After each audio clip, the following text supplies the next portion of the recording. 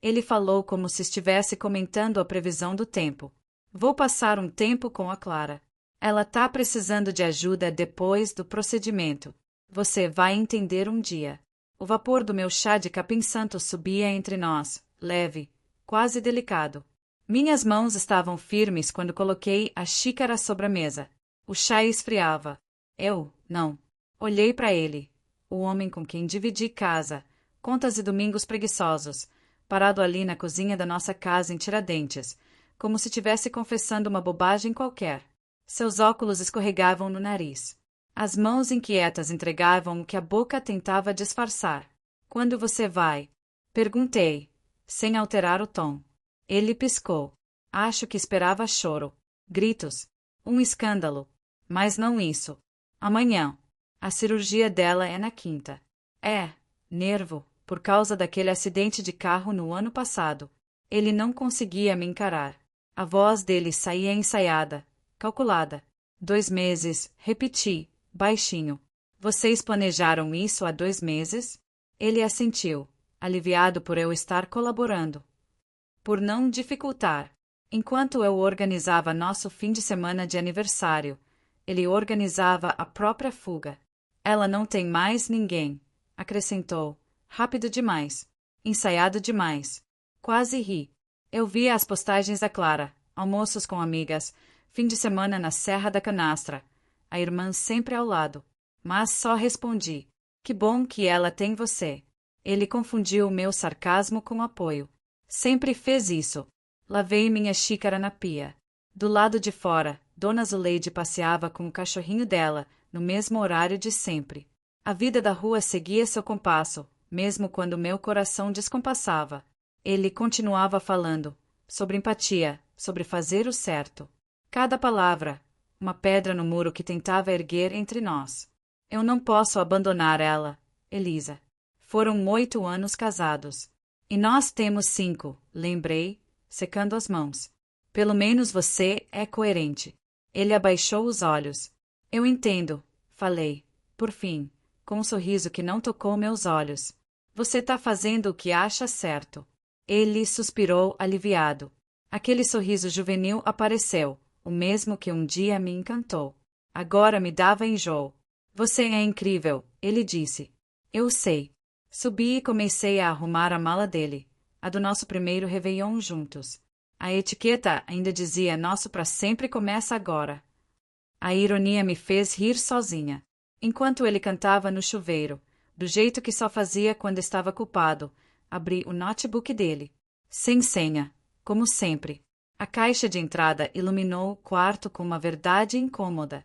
Assunto: preparativos pós-cirurgia. 2 meses de mensagens. Datas. Horários. Carinho escondido atrás de logística. A última dela: mal posso esperar para te ter aqui de novo. Parece nosso segundo começo. A resposta dele: Elisa não vai reagir. Ela é educada demais. Educada demais. Era isso que eu significava para ele. Não parceira, não confiável. Só educada. Fechei o notebook. Minhas mãos estavam tranquilas. Dobrei mais uma camisa, com precisão. Ele saiu do banheiro cheirando a eucalipto e traição. Não precisa fazer isso, disse, vendo minha eficiência. Que tipo de esposa eu seria se não ajudasse o marido a cuidar de outra mulher? Ele não ouviu o fio de navalha escondido na frase. Ovos mexidos? Perguntei. Pode ser, murmurou, quase grato. A cozinha parecia mais fria naquela manhã. Cozinhei. Ele mexia no celular. Devia estar lendo as mensagens dela.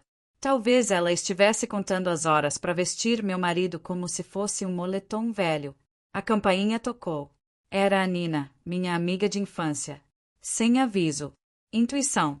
Ela olhou para mim, depois para a mala aberta. Elisa, o que está acontecendo? O Rafael vai ajudar a Clara depois da cirurgia. Respondi com uma leveza ensaiada, servindo café. Clara Nascimento. Assenti. Aquela da harmonização facial? Meu mundo parou. Harmonização? Ué, vi na agenda do consultório.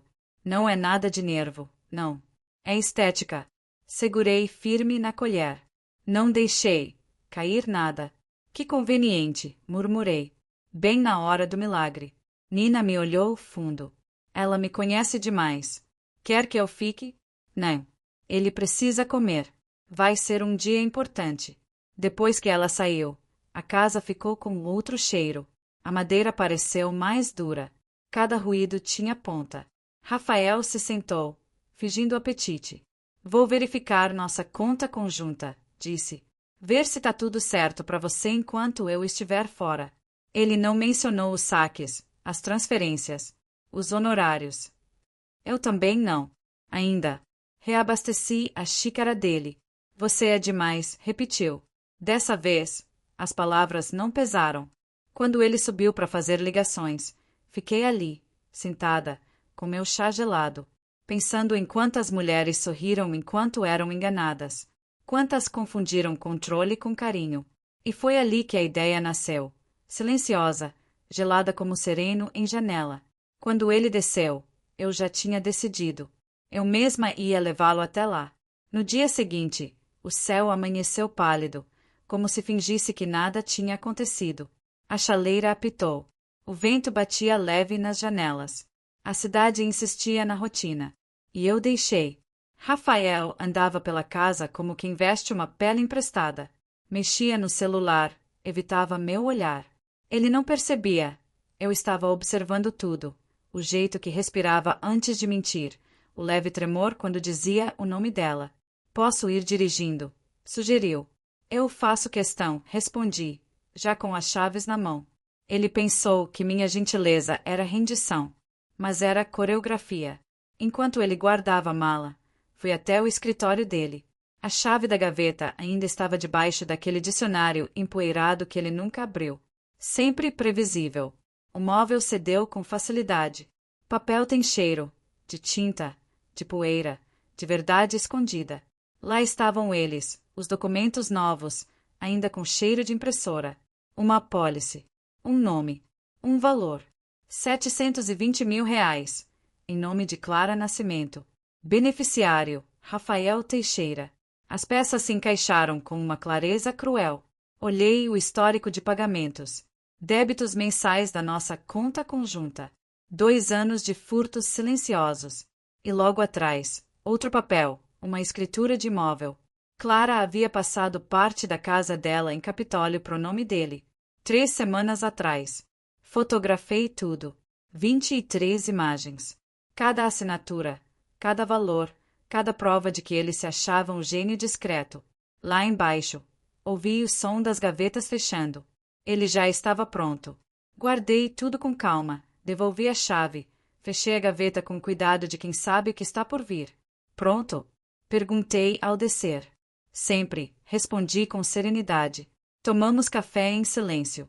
Ele elogiou os ovos mexidos de novo, como se isso pudesse apagar a transformação que estava acontecendo dentro de mim. Quando agradeceu por eu ser tão compreensiva, quase sorri. Se ele soubesse quanto custa compreender de verdade, jamais usaria essa palavra com tanta facilidade. A estrada até a casa de Clara durou 22 minutos. Ele cantarolava um pagode antigo no banco do carona, algo sobre recomeços. A ironia quase me sufocava. O bairro era daqueles com muros baixos e jardins alinhados. Lugar de gente que finge que se importa, mas só observa de longe. Ela abriu a porta antes mesmo de estacionarmos. Cabelo feito, rosto maquiado, pijama de seda, nenhum sinal de cirurgia ou dor. Elisa, disse com doçura fingida, que anjo você é por apoiar tudo isso. Sorri. A gente tenta. O ar entre nós cheirava a perfume caro e veneno disfarçado. Por dentro, a casa parecia encenada. Cadeira de rodas encostada, remédios organizados como vitrine, flores novas no aparador. Tudo ensaiado, tudo teatral. Rafael subiu com a mala. Clara ficou colada nele como sombra. Coloquei os potes de comida que preparei sobre o balcão, cada um etiquetado com dia e sabor. Por cima, um frasco âmbar com meu chá calmante artesanal. Clara olhou para ele como se fosse um bicho vivo. Que delicadeza, murmurou. A voz dela não combinava com as palavras. A minha também não. Eu já vou indo, anunciei. Rafael me acompanhou até a porta. Estava aliviado. Ingênuo. Te ligo depois. Fica à vontade, respondi, alto bastante para ela ouvir. Voltei pro carro. Respirei fundo. Controlei o ritmo. Dirigi 3 quarteirões até uma cafeteria pequena. Escolhi a mesa do canto. O lugar cheirava a canela e anonimato. Abri meu notebook. As fotos subiram para a nuvem em 3 pastas diferentes. Imprimi cada uma: apólice, escritura, e-mails, prints das postagens dela sorrindo no passeio de barco, 3 dias antes da tal cirurgia. Organizei tudo num envelope pardo com fecho metálico. No final, escrevi uma nota com letra alterada, papel creme. Clara, você deveria saber que seu cuidador contratou uma apólice de R$ 720 mil no seu nome. Paga com dinheiro da esposa dele. Também consta que ele agora é coproprietário da sua casa. Pergunte por quê. E pergunte logo. Uma vizinha preocupada. Mais tarde, passei pela caixa de correio dela. O céu já ganhava tons dourados. Deslizei o envelope. Levantei a bandeirinha vermelha. Um gesto suave. Mas eu sabia, o que viria não seria nada leve. O sol nasceu forte no dia seguinte, como se zombasse do que estava por vir. A casa estava silenciosa. Fiz meu café, alimentei o gato, respondi a alguns e-mails do trabalho. Cada gesto era um disfarce. A normalidade era minha capa. Às 7h30, eu sabia que ela já tinha acordado. Clara sempre postava sobre suas rotinas, o ritual do café antes do celular. Como ela dizia, era questão de minutos. Às 7h31, enchi outra xícara. E esperei. O telefone não tocou. Mas eu já sentia o ar mudar, o tipo de tensão que não se vê, mas se pressente. Às 8h15, vibrou. Não era o Rafael. Era minha irmã, Amanda. A voz dela veio alerta demais pro horário. Você não vai acreditar no que eu ouvi. Foi o jeito dela dizer bom dia. Tenta. Sobre a Clara. A mulher tá espalhando que armou tudo para ter o Rafael de volta. Que escolheu a cirurgia, o tempo. Até ensaiou cara de coitada. Fiquei em silêncio. Não por surpresa, mas por confirmação. Ensaiou? A irmã dela contou numa reunião da igreja ontem. Que ela vinha treinando há semanas. Até combinou para ser bem quando você tivesse imersa no trabalho. É claro que sim. Gente como Clara prefere atacar quando a presa está distraída. Amanda fez uma pausa. Depois, mais direta. E você? O que vai fazer? Terminar meu chá. E ligar para a advogada. O silêncio dela teve gosto de entendimento. Às 9h02, entrei em chamada de vídeo com doutora Lúcia Prado, indicação da Nina, meses atrás. Advogada calma, mas com olhar de lâmina. Enviei os documentos. Ela analisou cada item sem pressa, sem piscar. Quando falou, a voz vinha firme. Elisa, isso é infração grave. Um caso claro de má-fé e uso indevido de recursos conjugais. Fraude, tecnicamente. Anotei tudo, mão firme. E juridicamente. Você tem vantagem. Forte. Isso aqui é dissipação de patrimônio conjugal. Com a transferência do imóvel, você pode solicitar a maior parte dos bens. E um divórcio limpo, rápido. Perfeito, respondi. Doutora. Lúcia ergueu o queixo. Ele não sabe que você sabe, certo? Ainda não. Mantenha assim. Deixe ele vir até você. Reforça sua posição. Agradeci. Desliguei. A sala voltou ao silêncio. Lá fora, o vento arrastava folhas secas pela varanda. O ar de setembro já trazia cheiro de primavera. Às 11h47, o celular tocou de novo. Rafael. A voz dele já não era a mesma do homem que saiu da minha casa 2 dias antes. Elisa, eu preciso voltar para casa. Deixei o silêncio alongar, como uma corda esticando. O que houve? Ela. A Clara ficou louca. Me trancou para fora, jogou minhas coisas na calçada. Tá dizendo que vai chamar a polícia. Meu batimento nem alterou. Uma calma escura se espalhou em mim. Não era alegria. Era precisão. Polícia. Ela encontrou uns papéis. Da apólice. Do cartório. Nem sei como. Tá dizendo que eu enganei ela. que quer o dinheiro dela. Fingi preocupação. Nossa, parece sério. Ela tá delirando. Me busca, por favor? Os vizinhos estão olhando. Peguei as chaves com nó de teatralidade. Claro. Fica aí. A estrada até lá durou 18 minutos. Tempo suficiente para ensaiar meu rosto. Expressão preocupada, mas neutra. Nem dó, nem triunfo. Ao dobrar a esquina, vi ele ali, sentado sobre as malas, no meio da calçada. Pequeno, bagunçado, roupas amarrotadas. 2 vizinhos fingiam mexer na caixa de correio, mas assistiam tudo. Pela janela da Clara, ela andava de um lado para o outro, celular na orelha, gesticulando. A pose de recuperação frágil sumira. Agora era fúria pura. Desci do carro com calma, dando espaço pro escândalo respirar. Meu Deus, Rafael, falei alto. O que aconteceu? Ela surtou. Achou aqueles documentos e começou a gritar sobre golpe, manipulação. Disse que eu queria tirar vantagem. Vantagem. Tava ajudando ela. Juro. Ele procurava apoio nos rostos da rua. Eu só balancei a cabeça, como quem embala uma criança caída. Vamos colocar as malas no carro. Enquanto carregávamos, senti os olhares dos vizinhos nas costas. A cena era pública. A humilhação, também. Quando olhei para casa, Clara estava atrás do vidro, braços cruzados, queixo erguido.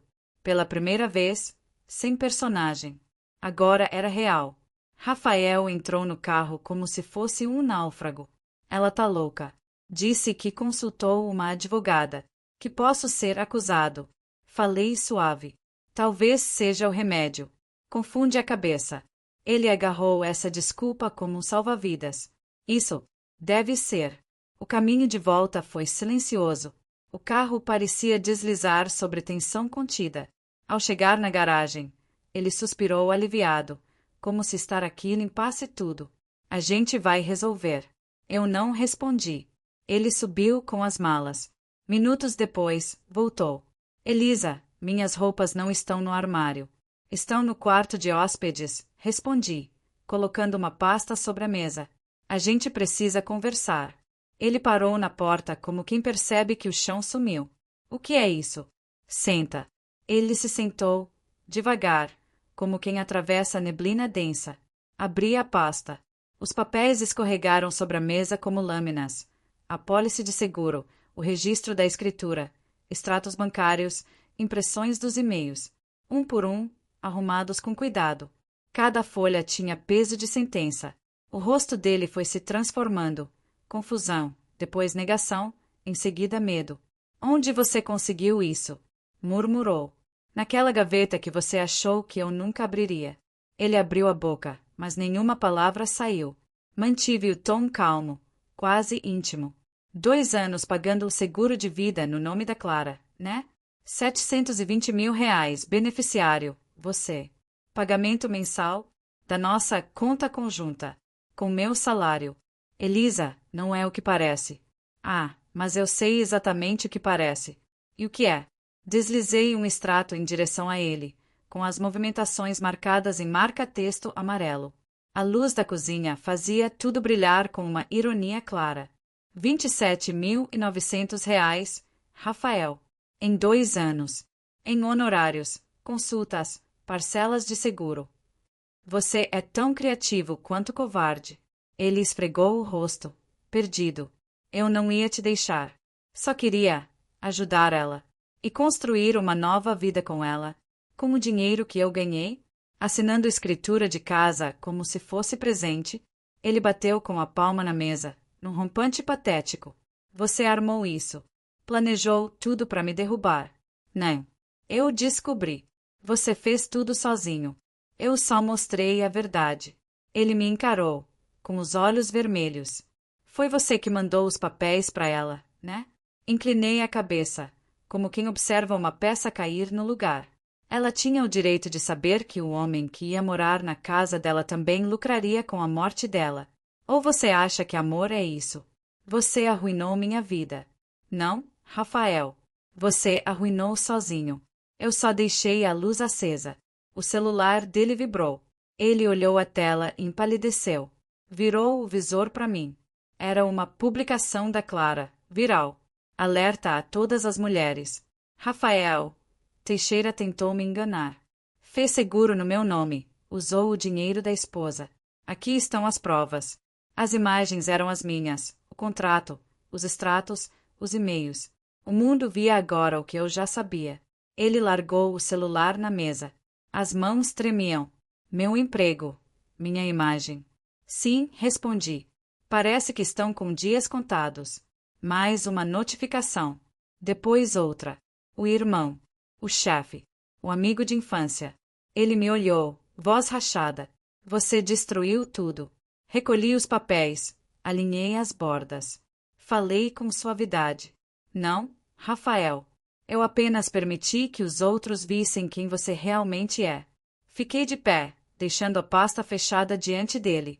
O quarto de hóspedes tem lençóis limpos. Você pode ficar lá enquanto encontra outro lugar. 30 dias. Justo.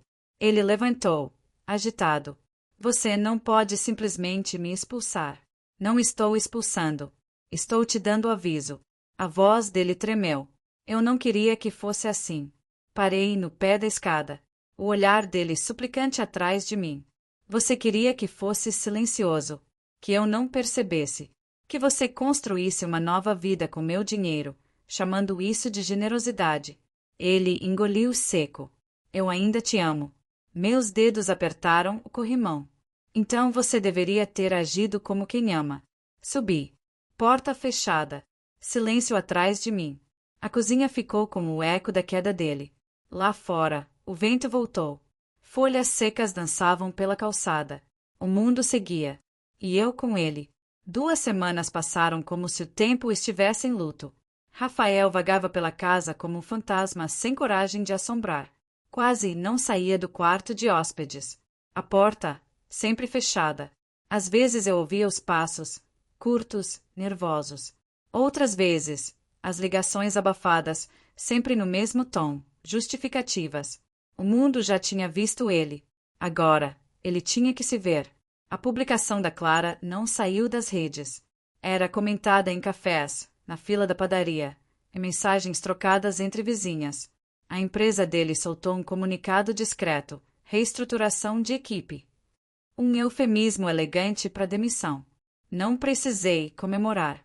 A própria queda fazia barulho suficiente. Na minha caminhada matinal, Dona Zuleide me parou na esquina. Tô sabendo, viu? Que coisa, Elisa. O povo fala de vocês o tempo todo. Deve estar sendo muito difícil. Eu tô me adaptando, respondi com um sorriso limpo. Ela apertou o lenço no pescoço. Curiosidade disfarçada de empatia. E a Clara? Ouvi dizer que tá entrando com processo. É o que dizem. A justiça parece que tá acelerando esse mês. Naquela noite, encontrei a chave dele em cima da bancada da cozinha. Prateada, fria, muda. Sem bilhete. Só ausência. Dormir foi fácil. Pela primeira vez em meses, o travesseiro não guardava tensão. Os dias se esticaram. O burburinho passou. A poeira baixou. Pintei a cozinha de verde escuro, a cor que ele dizia ser carregada. Agora parecia paz. Retomei pequenos hábitos que ele achava desnecessários. A prateleira de temperos desalinhados, as canecas de cerâmica de feirinha, os livros empilhados no canto da sala. Pequenas desordens que fazem a vida parecer viva. Às vezes, me pego esperando os passos dele no corredor. Aquela presença tensa.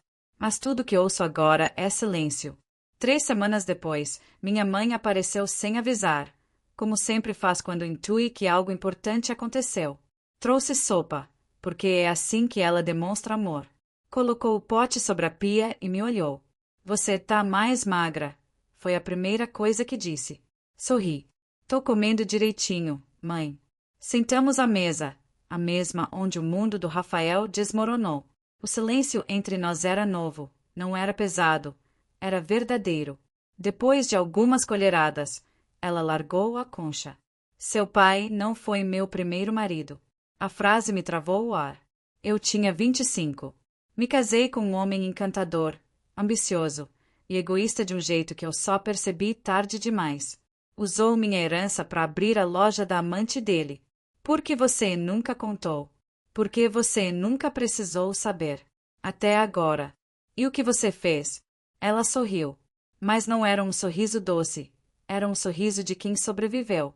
Documentei tudo. Depois entreguei o divórcio para ele no coquetel de inauguração da loja, na frente dos investidores. Ele tentou se explicar. Claro, eles sempre tentam. Ficamos em silêncio. Mas era aquele tipo de silêncio bom, de quem reconhece a força na outra. A melhor vingança, ela disse por fim, é viver bem, enquanto eles têm que viver com o que fizeram. Algo dentro de mim assentou, como quando a poeira finalmente toca o chão. Mais tarde, a casa parecia respirar diferente. Acendi uma vela de lavanda, peguei uma taça de vinho e fui para a janela. A rua estava tranquila. Luzes mornas nas varandas. Pela primeira vez, eu sentia que estava no lugar certo da minha própria vida. As marcas que ele deixou não sangravam mais. Mas eu ainda as reconhecia, como provas. O celular vibrou. Um e-mail de endereço desconhecido. Assunto: obrigada, Elisa. Não vou me desculpar. Seria pouco. Você me salvou de algo que eu não queria enxergar. O advogado confirmou. O seguro e a escritura podiam me destruir. Me mudei de estado. Vou recomeçar. Você estava certa sobre ele. C. Li 2 vezes. Depois apaguei. Não precisava responder. Algumas histórias não merecem continuação. 6 meses se passaram. A casa já não lembrava dele. Não havia mais camisas esquecidas na lavanderia, nem cheiro de loção pós-barba no armário. O ar estava limpo, como se tudo o que restava dele tivesse evaporado com o tempo. Rafael virou lembrança. E depois, nada. Recebi amigos para jantar pela primeira vez desde o caos. Foi simples, Nina, com um novo namorado que parecia gostar de silêncio, Amanda, minha irmã, e 2 vizinhos que me ajudaram a segurar o olhar dos outros quando tudo explodiu. A mesa iluminada suavemente. Pratos divididos. Risadas que não forçavam presença. Olha só para você, disse Nina, erguendo a taça. Voltou a viver. Eu nunca morri, respondi. Só fiquei em silêncio. Amanda sorriu. Depois ergueu o copo. A Elisa, que mostrou que a melhor vingança nem sempre é vingança. Às vezes, é só a verdade. As taças se tocaram com um som leve e brilhante. Final. Depois que todos foram embora, lavei a louça devagar, à mão. Sempre gostei disso, da espuma, da repetição, do som discreto da água correndo. Era meu jeito de ouvir a casa. Cada parede agora contava outra história. O verde escuro da cozinha, a poltrona de leitura onde voltei a me perder em romances, o escritório que antes era dele, agora era meu, cheio de livros escritos por mulheres que sobreviveram ao que não deveriam. Às vezes, sento ali com a janela aberta, ouvindo o mundo, um carro passando, alguém rindo ao telefone, o cachorro da casa ao lado latindo para o vento. Sons comuns, verdadeiros. Um dia, achei no fundo da gaveta um envelope pardo com fecho metálico, aquele que começou tudo. As bordas estavam macias, quase gastas. A missão dele já tinha sido cumprida. Fui até a lareira. Deixei o papel tocar o fogo. As chamas lamberam o passado com pressa. O calor subiu pelas minhas mãos. Por um instante, o reflexo da chama no vidro me mostrou o rosto que eu não via há tempos. O meu. Calmo. Aceso. Firme. Fiz um chá, agora de jasmim, não mais de capim-santo, e me aproximei da janela enquanto o crepúsculo se espalhava pelas ruas da cidade. Essa casa, antes cheia de silêncio amargo, agora respirava, e eu respirava com ela. As cicatrizes estavam lá, sim, mas não ardiam, não doíam. Eram prova, não apenas de que eu sobrevivi, mas de que eu tinha superado a mulher que um dia amou ele. A luz da noite entrou pelas frestas, e eu deixei,